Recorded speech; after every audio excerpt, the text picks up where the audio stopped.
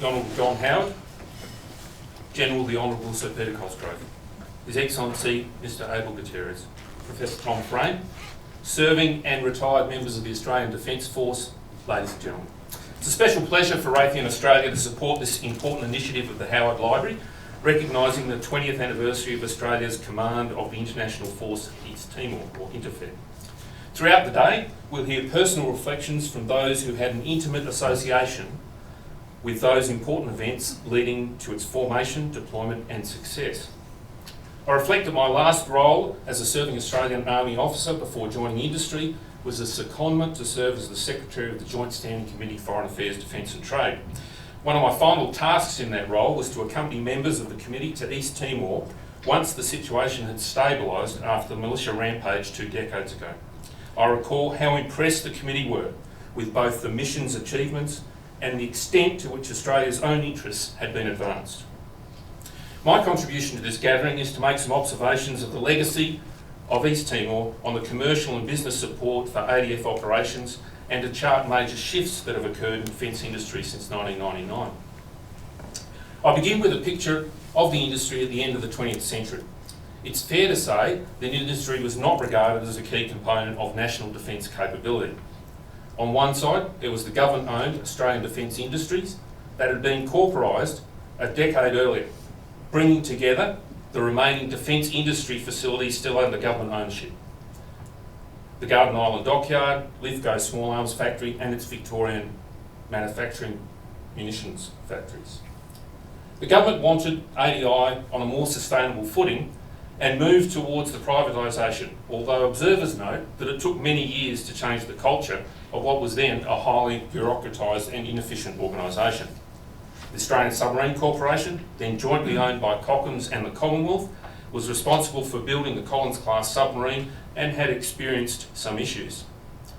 Bucking the trend towards privatisation, the business was actually brought under full government ownership in 2000. There were also numerous companies fully in the private sector, many of whom had international parents. They had maintained a long-term presence in Australia and were beginning to see the potential of an Australian defence industry and benefiting from increases in outsourcing in a range of defence support functions. There was still, however, underinvestment in the Australian market by large defence multinationals. To a significant degree, many defence companies were little more than shop fronts for the sale of foreign-produced products, and with a few exceptions, industry was an arm's-length provider of goods and services. A major change for our industry came in the year before the East Timor intervention. The publication of Defence and Industry Policy Statement in 1998 heralded the Howard government's determination to create a locally sustainable and internationally competitive defence industry. This document aimed to integrate defence industry into the defence processes for capability development and introduce the concept of partnering in defence. For overseas-based companies, it was a condition of gaining access to defence work that they would demonstrate a company's long-term commitment to Australia. Within a relatively short time, many of those multinationals, including Raytheon, responded by setting up full subsidiaries in Australia. What accompanied these commitments were significant investments in people, plant and equipment, tools and processes. But these investments were only possible as a consequence of the 2000 Defence White Paper, which itself was greatly influenced by the capability lessons Australia had learned from INTERFET. To illustrate my point, we should consider what has been said of our maritime capability. Of 22 nations that participated in INTERFET, 10 provided naval assets. Australia may have been the largest contributor of vessels, but countries such as the United States, the United Kingdom, France, Singapore, New Zealand, Canada and others all deployed ships. In 2000, the then Director of Navy's Sea Power Centre, at the time, Captain James Goldrick, noted the importance of maritime forces creating a protective umbrella within which the land component could operate. Similar points have been made by Dr. Alan Ryan, who's speaking later today. In East Timor, force protection was provided by the US Navy's Aegis cruiser, USS Mobile Bay, and the Royal Navy destroyer, HMAS Glasgow. As Goldrick observed, the deployment of capable surface combatants was a clear signal of INTERFET's resolve and its capacity for self-defence. HMS Glasgow, operating with our FFG-7 frigates, also provided air warfare surveillance and combat capability. But Goldrick singled out the US Aegis cruiser as a vital enabler in the opening stages of the operation. He stated, "Her long-range air warfare systems, both in sensors and weaponry, and her excellent battle management and command capability meant that the force could contemplate any situation with a high degree of confidence, even without the continuous presence of friendly fighter aircraft." General Cosgrove made a similar point in an address at Georgetown University in 2000 when he spoke of the utility of sea power. He explained, "The persuasive, intimidatory or deterrent nature of major warships was not to me, as the Combined Joint Force Commander, an incidental, nice to have add-on, but an important indicator of national and international resolve." Alan Ryan also pointed to the continuing presence of 2 US amphibious assault ships with a contingent of Marines and heavy lift helicopters as providing a significant show of force, a key affirmation of American support and essential to expanding INTERFET's authority. In relation to our own deployed forces, Goldrick noted the absence of an afloat headquarters. The 2 amphibious transport ships, HMAS Manura and Canimbla, were not available due to the protracted refit and conversion program. Fortunately for Australia, the charter and commissioning of a high-speed catamaran, Jervis Bay, which transported troops and supplies, was a timely measure that filled the capability gap. The 2000 Defence White Paper was drafted with that INTERFET experience very much in mind. The White Paper commented on the success of East Timor and stated, "INTERFET also provided an invaluable opportunity to test and evaluate many aspects of our military capabilities and to learn how we could do things better." The document made specific reference to the lessons of INTERFET in the context of deploying forces and supporting them once deployed. This included the amphibious lift capability and identified planning for the eventual replacement of Manura and Canimbla. This eventually led to the decision to acquire 2 landing helicopter docks that are currently in service. Significantly, the White Paper also identified at least 3 air defence capable ships, much larger and more capable than the FFGs they would replace. This generated, of course, the Air Warfare Destroyer program with its Aegis weapon system. These acquisitions and others outlined in the White Paper have not only transformed our military capability, but they've allowed, if not necessitated, the transformation in defence industry. This particular White Paper afforded industry an important opportunity to generate new skills and capabilities, including essential systems engineering and integration skills across a range of platforms, production skills in the construction of new ships and land vehicles, the development of airborne early warning and control aircraft systems, and a range of communications, command and control and information systems. In Raytheon's case, for example, the requirement for a replacement combat system for the Collins-class submarine allowed us to build significant systems integration capability. Our specialist workforce was then able to provide the core capability we later utilised as the combat system integrator for the Air Warfare Destroyer program, integrating, among other things, the Aegis weapon system. With hindsight, what we begin to see then was an awakening. While there will always be a requirement for defence to purchase commodities, modern warfighting capabilities would require something far more sophisticated. Enterprise architectures populated not by products, but by interoperable integrated systems. Equally, the support of those capabilities would require more than the supply of individual logistic tasks, but the provision of sophisticated integrated logistic systems. What encouraged defence investment in the 2000 White Paper was a new approach to capability planning through a detailed, costed and public 10-year defence capability plan that was to be regularly revised in response to strategic circumstances. It's fair to say that industry took successive copies of the DCP to the bank, or more literally to their international parents, to attract foreign investment to the Australian market. Here was a document that not only outlined a veritable catalogue of capabilities that Defence was seeking to acquire, but also a fair indication of how much the Commonwealth was willing to spend, as well as a timeline for precisely when those procurements were to be made. These documents set a high watermark for transparency. Throughout the remaining years of the Howard government and on the back of considerable private sector investment, There developed a maturity both in the capabilities of industry and the nature of the relationship between government, defence and industry. This relationship became more of a genuine partnership in contracting and became more performance-based, and the assumption of risk on the part of the business was rewarded. 10 years after the 2000 White Paper was released, the nation was spending a touch under 2% of GDP on defence and industry, and the defence industry could boast a workforce of 29,000 people. And then things changed. The 2009 Defence White Paper was a cogent document, but lacked the funding to support its aspirations, and the shortfall was not addressed until 2013. The Coalition's 2013 election pledge to return defence spending to 2% of GDP, followed by its 2016 Defence White Paper, restored confidence within the industry, while a first principles review heralded much needed change to the defence organisation, including introducing a smart buy model for procurement that could do away with protracted defence acquisitions in certain circumstances. So in closing, my message is that the fruits of the 2016 White Paper, including local builds of future submarine and future frigate, could not have been possible without the industry capability build-up in the Collins class, the Air Warfare Destroyer and the LHD programs. Nor would the new projects have been possible without the maturing relationship between defence and industry since the 2000 White Paper. We often look at the legacy of Australia's leadership of INTERFET in terms of liberating an oppressed people, helping to create a proud new nation, exercising incredible diplomatic and military skill to forge an effective coalition of like-minded nations. But the capability projects that followed East Timor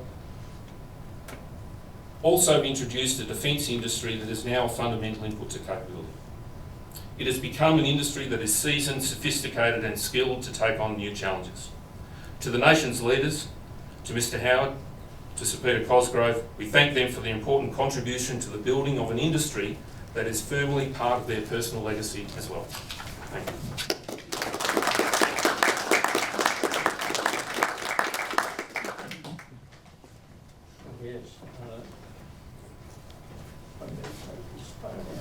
We've got a few moments for questions. Can I just ask though, what has been the role of people like yourself since East Timor, who have had operational experience and then have moved into defence industry? How important do you think that has been in creating tangible, personal, practical links between those who are the providers of the technology and services and those who are the users? And do you think there's been a movement, a greater movement since '99 to defence industry of uniformed people than before it? Yes, there definitely has been a greater movement of retiring Defence Force people to defence industry since 2000.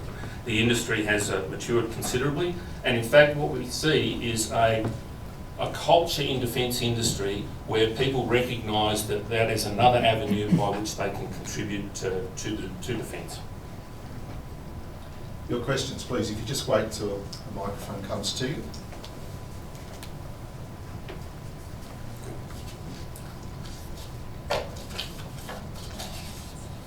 And we'll allow the awkward silence to continue because there must be questions that people have.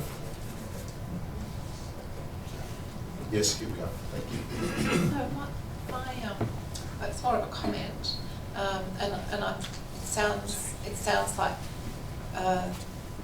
the defence, the broader defence family, if you like, is working in a more joined up way, and I welcome that, and I don't know if you've got any further comments on that.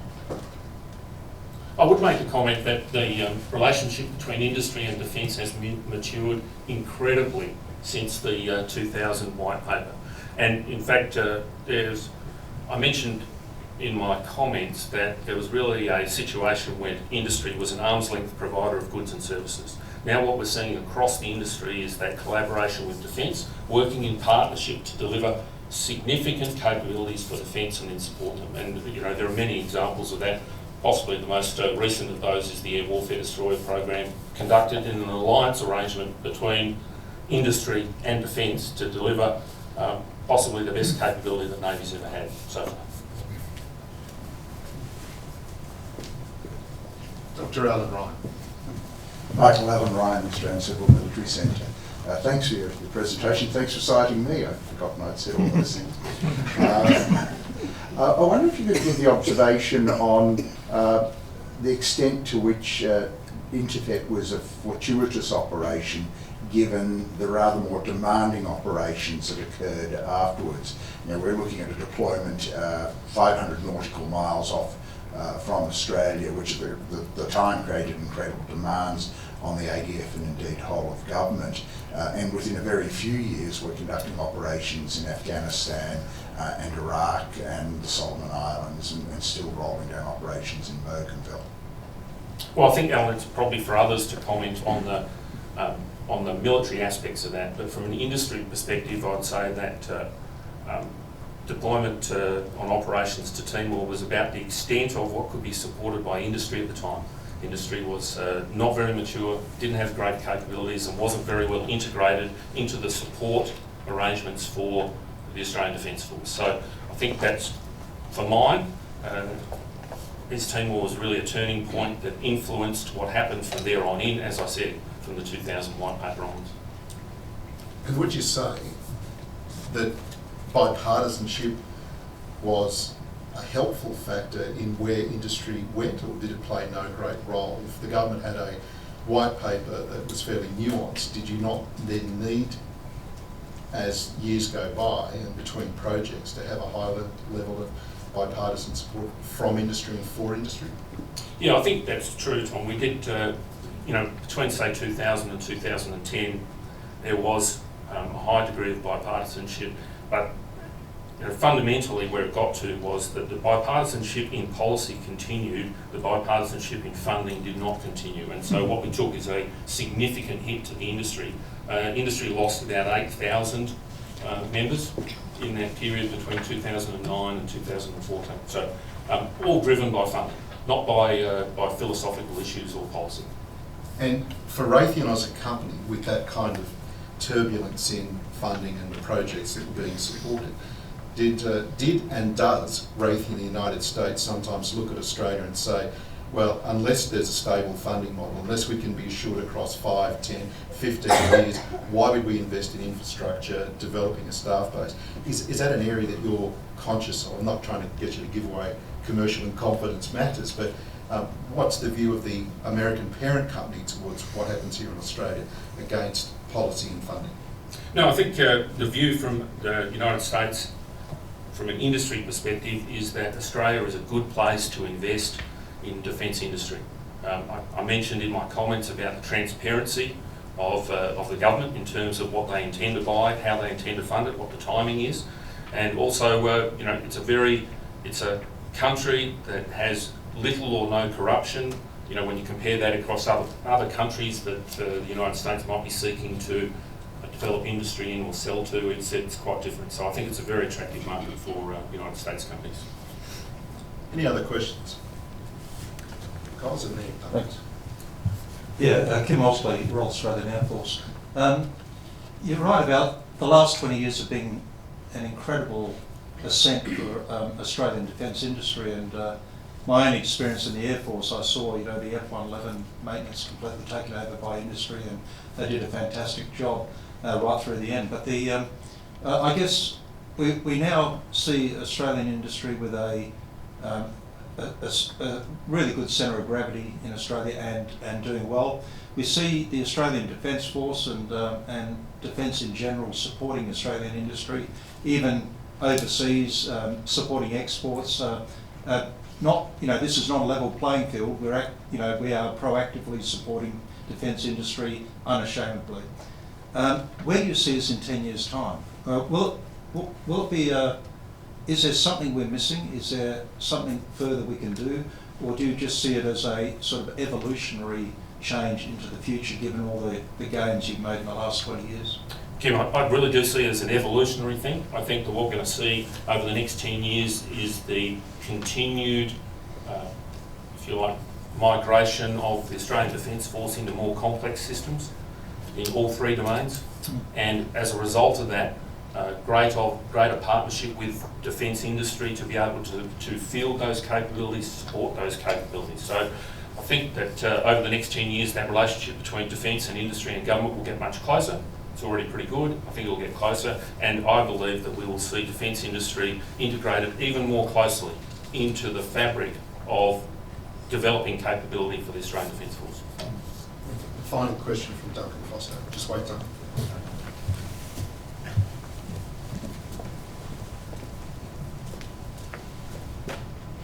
G'day, Duncan Foster, Australian Army. Thanks very much for your presentation. My question is also future related. So we see with INTERFET essentially a shake up to the system and defence industry respond. What happens, let's say, if there is another shake up in the national security context of Australia, and is defence industry, ready for a significant uptake in what the nation, in other words, what Australia asks for in the future? Or is it a steady state? Can it handle a significant increase? Yeah, good question. So I think in this situation we're a little bit ahead of the curve. So government policy and where defence has been encouraging defence industry to go is to create significant sovereign capabilities. So no longer are we just in the position where we take high technology from overseas and we do a bit of maintenance on it here, but we're now talking about developing, integrating, supporting, updating high technology capabilities in Australia. And although at the moment you might refer to that as a little bit of a niche capability in stovepipe areas across the spectrum of capabilities that the Australian Defence Force is interested in, as we move on to the next 10 years, we'll see that broaden. And in particular, where the opportunity exists for Australia is the opportunity to have joint integrated solutions. Now, of course, if you go somewhere like the United States and start talking about joint integrated solutions in a force that big, it's a very, very complex and challenging task to try and achieve that. In Australia, it's a little bit more achievable to get to that point. And I won't go so far as to say it's more like a small science experiment, but we can certainly get our heads around what is required to do that. And with collaboration with Defence, I think we can provide the support that's necessary for Australia to generate significant integrated capabilities. Would you please join with me in thanking